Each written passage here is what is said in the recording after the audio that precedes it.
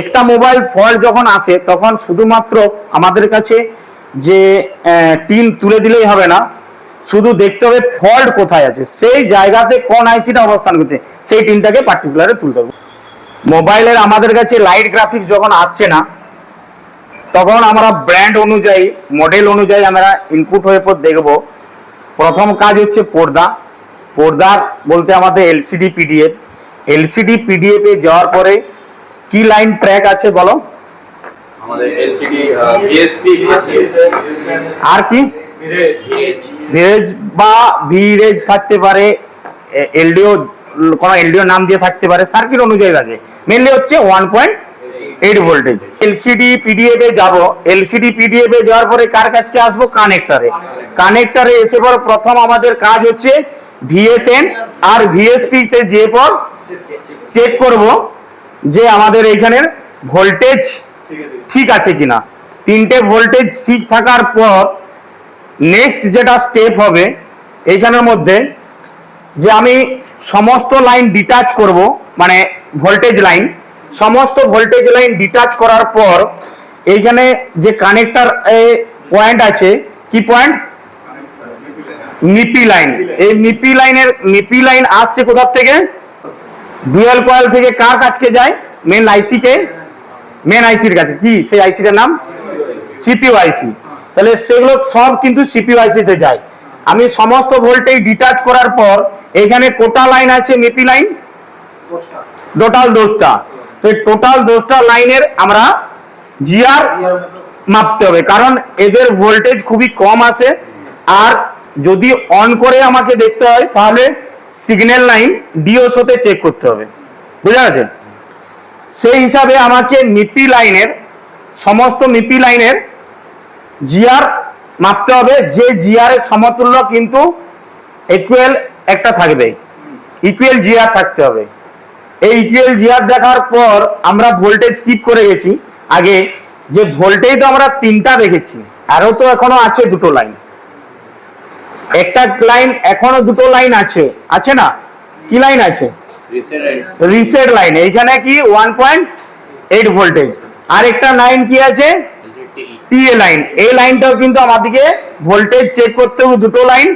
আর GR check করতে হবে।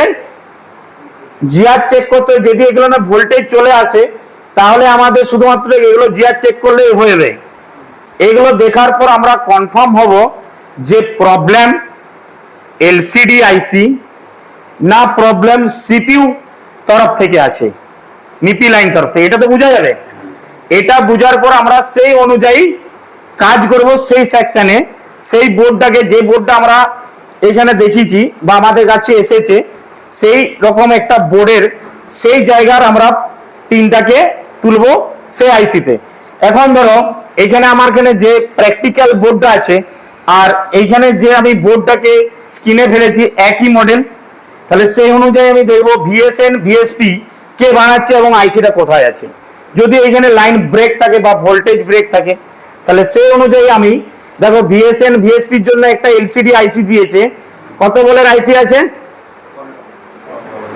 1 2 3 4 5 5 3 15 বলের। 15 বলের আইসির কাছে যাব, সেইখানে আমাকে ট্রেস করতে হবে যদি ভোল্টেজ ব্রেক থাকে সেইখানে। সেই অনুযায়ী এই সেটটার ক্ষেত্রে দেখো ঠিক ছবিটা মিলাও। এইখানে কানেক্টর, কানেক্টরের পাশে একটা হোল আছে, তার পাশে টিন দিয়ে ঢাকা আছে। তাহলে আমাকে এইখানে টিনটা তুললেই হবে যদি এই লাইনে ব্রেক থাকে। আর এই লাইনে ব্রেক না থেকে যদি এই লাইনে ব্রেক থাকে তাহলে কিন্তু আমাকে সোজা চলতে হবে সিপিইউর কাছে। দেখো এখানে ডুয়াল কয়েল নেই, এই সেটটার ক্ষেত্রে রেজিস্ট্যান্স দিয়ে দিয়েছে জোড়া জোড়া। সেই রেজিস্ট্যান্সে যে পর আমাকে জিআর টেস্ট করতে হবে কোন সাইড? CPU side. কাল আসতে তো সিপিইউ দিকে না, তখন এই জায়গাটা কোথায় আছে? দেখো এটা হচ্ছে বোর্ডের এই সাইড, আর বোর্ডটা দ্বিতীয় একটা বোর্ড ভাঙা মানে দেওয়া হয়েছে যেটা বোর্ডের অপর সাইড দেখানো হয়েছে। তাহলে বোর্ডটাকে উল্টাতে হবে। উল্টানোর পর দেখো এইখানে একটা কানেক্টর আছে, এই যে ডিপি গুলো আছে যেখানে আমাদের কানেক্ট হয় ভলিউম আপ ডাউনের আর পাওয়ারের জন্য। সেই কানেকশনের পাশেই দেখো এরকম জায়গায় উঁচু জায়গা আছে, এই জায়গা থেকে এই জায়গা, তার মানে পুরো টিনটাকে কাটলে পরে এই জায়গাটা ফ্রেশ হবে। তাহলে একটা মোবাইল ফল্ট যখন আসে তখন শুধুমাত্র আমাদের কাছে যে টিন তুলে দিলেই হবে না, শুধু দেখতে হবে ফল্ট কোথায় আছে, সেই জায়গাতে কোন আইসিটা অবস্থান করছে সেই টিনটাকে পার্টিকুলারে তুলতে হবে। বোঝা গেছে? তাহলে সেই অনুযায়ী আমি কিন্তু কাজ করব, যাতে সব টিন না কাটা হয়, সেই পার্টিকুলার সেই জায়গাটাকে ট্রেস করে দেখতে হবে।